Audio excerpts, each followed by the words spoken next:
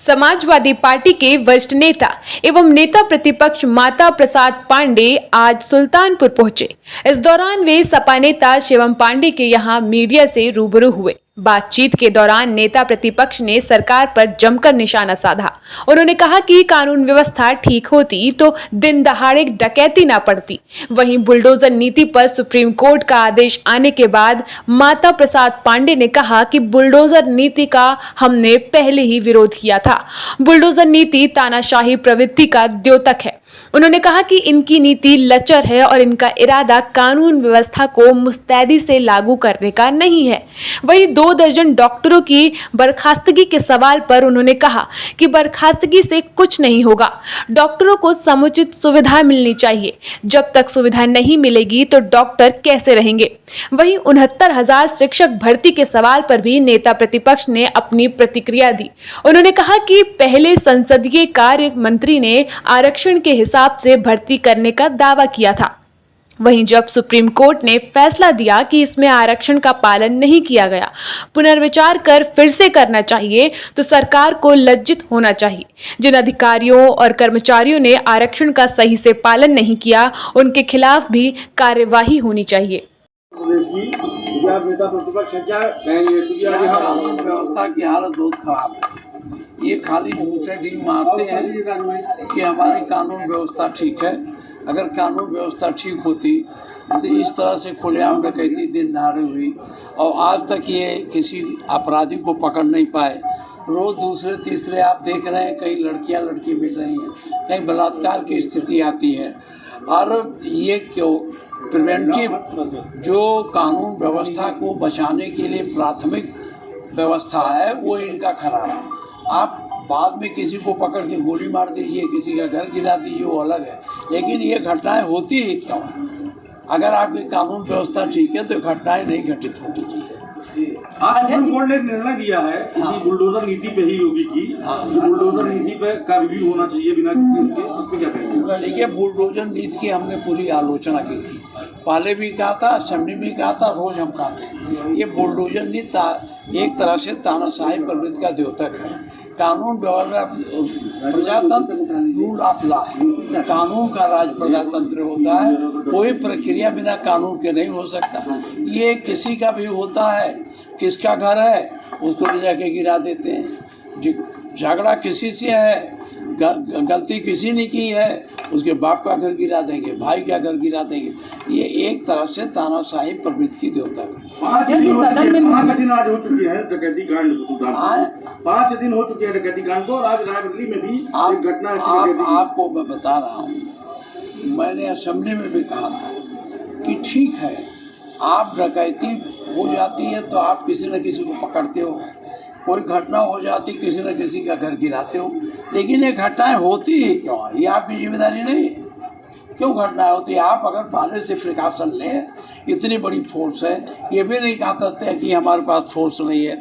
अब एक थाने में 70 सिपाही बीच के हो गए, 10 12 सब इंस्पेक्टर हो गए, एक इंस्पेक्टर हैं, सीओ हैं, इतनी बड़ी फोर्स है, आपका निचले स्तर तक आपका संबंध है, फिर क्यों नहीं रुक रही घटना है? इसके माने इनकी नीति लचर है, इनका इरादा कानून व्यवस्था को मुस्तैदी से लागू करने का नहीं। अध्यक्ष जी, सदन में आप विपक्ष के नेता हैं और आप अध्यक्ष भी रह चुके हैं। मुख्यमंत्री योगी आदित्यनाथ जी सदन में कहते हैं कि उत्तर प्रदेश में बेटी और व्यापारी दोनों सुरक्षित हैं और दिन दहाड़े लूट। अब आप हमें से क्या पूछते हो?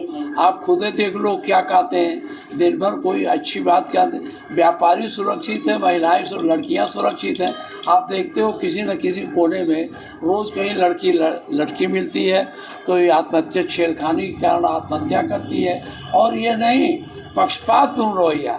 अभी जो बीटेक की छात्रा थी जिसके साथ इनके पदाधिकारियों ने बनारस में जो भी कहो किया था, रेप किया था, जेल गए थे। जेल भी जल्दी नहीं गए, अगर दूसरा होता तो उसका घर गिर जाता। लोग जेल गए और इनकी लचर पैरवी से इन्होंने ठीक से पैरवी नहीं की, आज उनकी जमानत हो गई।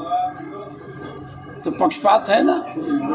बाबू जी, 2 दर्जन से अधिक डॉक्टरों को आज जो है वो स्वास्थ्य मंत्री ने बर्खास्त कर दिया है। किसको? 2 दर्जन से अधिक डॉक्टरों को स्वास्थ्य मंत्री ने बर्खास्त कर दिया। क्या बर्खास्ती से स्वास्थ्य विभाग सुधरेगा?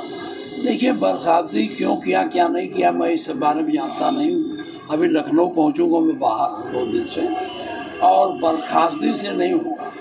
डॉक्टरों को आप जब तक समुचित सुविधा नहीं देंगे और तब तक वो डॉक्टर वहाँ नहीं रहेंगे। एक डॉक्टर प्राइवेट प्रैक्टिस करता है तो 4-5 लाख रुपया महीना कमा लेता है, आप उसे 1 लाख रुपये महीने पर देते हो तो उसकी उतनी रुचि नहीं है। इसलिए इनके लिए सुविधाएं बढ़ानी चाहिए और जो अस्पताल है उसका ढांचा भी कायदे से बनाना चाहिए। एक सवाल है, 69,000 शिक्षक भर्तियों को लेके काफी अभ्यर्थी अभी भी लखनऊ में आंदोलन कर रहे हैं। इसको लेके आपका क्या? देखिए, हम 69,000 भर्तियों में जो आरक्षण का पालन नहीं हुआ था और ईगो गार्डन में 6,000 से ज़्यादा छात्र वहाँ धरने पर बैठे थे।